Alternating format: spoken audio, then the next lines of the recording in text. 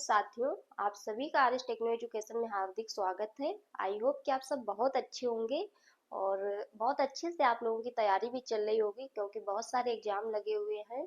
चाहे आप non tech में देखें या टेक्निकल में देखें, तो बहुत अच्छे से तैयारी करते हुए चलना, क्योंकि कहते हैं कि जो ठहरा हुआ पानी होता है वो कुछ कर नहीं सकता है। अगर आपको आगे बढ़ना है तो पानी की तरह धीरे धीरे बहना पड़ेगा।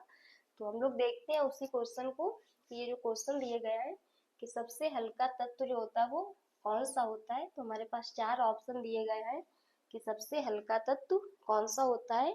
और तत्व और धातुओं, इन दोनों में आपको अंतर देखना रहेगा। कभी कभी पूछा जाता है कि सबसे हल्की धातु कौन सी होती है, और कभी कभी पूछते हैं कि सबसे हल्का तत्व कौन सा रहता है। तो वही यहाँ पे दिया गया है, हाइड्रोजन, हीलियम, सोडियम, पोटेशियम।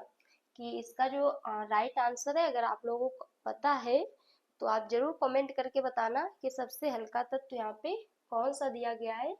और सबसे जरूरी रहता है कि आपको ऑप्शनल भी देखना पड़ेगा कि उस ऑप्शन में वो चीज दी गई है कि नहीं दी गई, क्योंकि कहीं कहीं पे अगर आप क्वेश्चन इस चीज को देखेंगे तो वहाँ पे कहते हैं लिथियम जो हमारी रहती है वो भी सबसे हल्का तत्व या हम धातु उसको मानते हैं, लेकिन वो चीज यहाँ पे नहीं दी गई ऑप्शन में।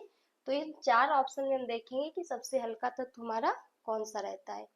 तो इसका जो राइट आंसर है वो दिया गया है हाइड्रोजन। कि जो अगर आवर्त सारणी को आप लोगों ने पढ़ा है, और आई थिंक सबने पढ़ा होगा क्योंकि सब इंटर किए हुए ही रहते हैं, तो उसमें देखोगे कि फर्स्ट नंबर पे ही हमारा हाइड्रोजन दिया जाता है। हीलियम जो रहती है वो सबसे हल्की गैस होती है।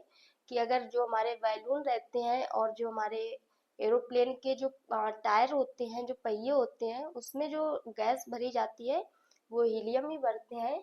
सोडियम, जब आप लोगों ने इंटर में आपने केमिस्ट्री में प्रैक्टिकल किया होगा, तो वहाँ पे आप लोग देखा है कि सोडियम एक ऐसी धातु या तत्व रहता है कि जिसको हम पानी में जब डालते हैं तो वो जलती है। तो इसका जो राइट आंसर है वो तुम्हारा दिया गया है हाइड्रोजन। और सारे क्वेश्चन आप लोग एक कॉपी में नोट करते हुए चलना, क्योंकि आपके एग्जाम के पॉइंट ऑफ व्यू से बहुत ज़्यादा इंपॉर्टेंट रखने वाले हैं क्वेश्चन। तो आई थिंक आप सब बहुत अच्छे से